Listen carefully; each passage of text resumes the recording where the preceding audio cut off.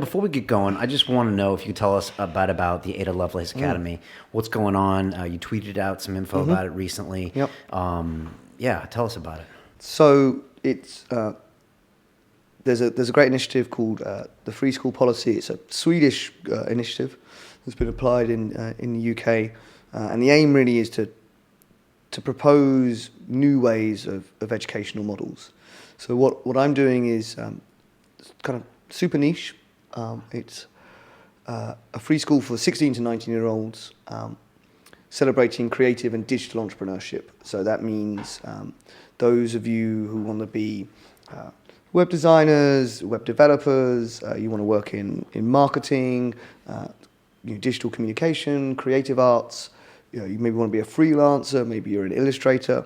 And what we're going to try and do is take those 2 years you would be at sixth form, doing your A-levels, and teach you the mechanics of business, of finance, of communicating online, of building websites, of running a blog, of doing things like podcasting, and really trying to help people, especially young people, understand that this world that we live in is available to all. And actually, if you have access to the internet and you have access to a computer, this is a path you can also take.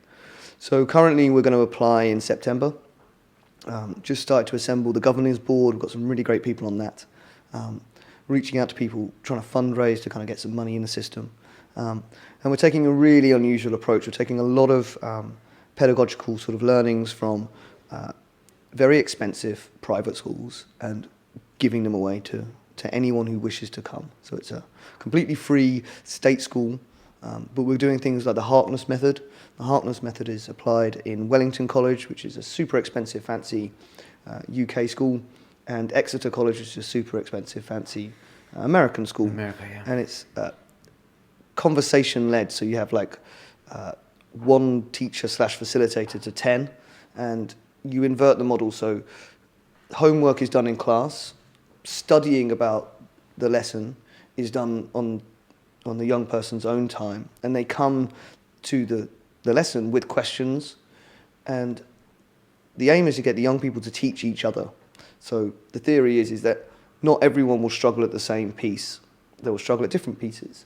And if you can get peers to educate each other, that knowledge will stick far more than if someone who already knows something rushes over it and just explains it and kind of takes that, I can't believe you don't understand that approach.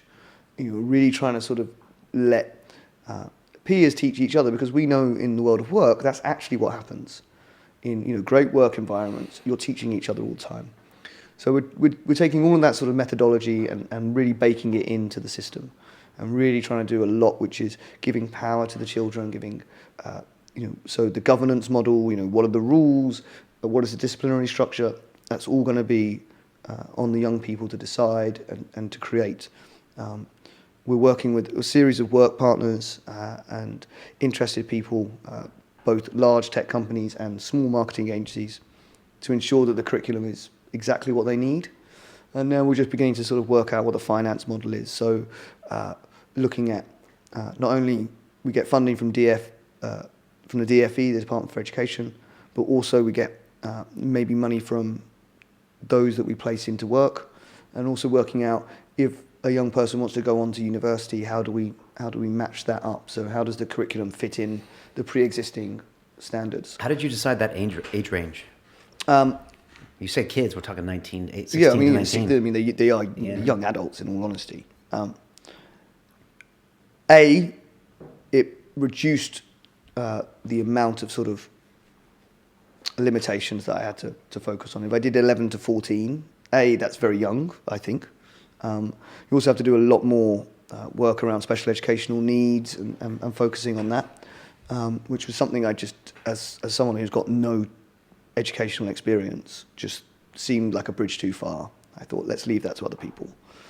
I also thought that 16 was the age where I was asked, what did I want to do in my life? And the answer was, I don't know. And that question still comes up. I still don't know the answer. But I think at that age, I would have wanted a diversity of options. And whilst not knowing the outcome of maybe exactly what I was going to do, being given a suite of skills that enabled me to communicate with the modern age would have been really, really useful. So that's kind of why. You also think it's an exportable model that we can take not only across London but also across the world. And we're talking with people like Draper University and Tim Draper of DFJ about connecting up with them, connecting up with people like General Assembly and Hyper Island, which are educational facilities for 18, 19-year-old plus, and really trying to kind of connect that piece.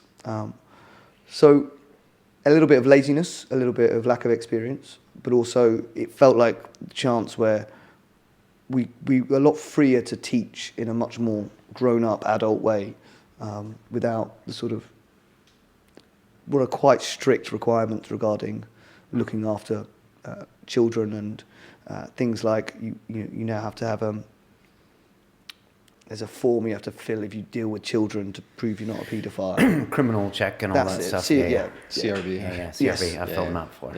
Yeah, so we could avoid that after the age of 16, which means that, if you guys wanted to come and do a session on how to run a killer podcast, you could come in and do 2 hours with the kids. And, that's, the community has really been banging my door down saying, I'd love to come and do something. I'd love to come and do something. I'd love to come. So really trying to mobilize that community and really create a really sort of, an open school where, you can email me that week and say, like, hey, Ben, like, we've got a few hours. Can we come and do something? It's like, yeah, sure.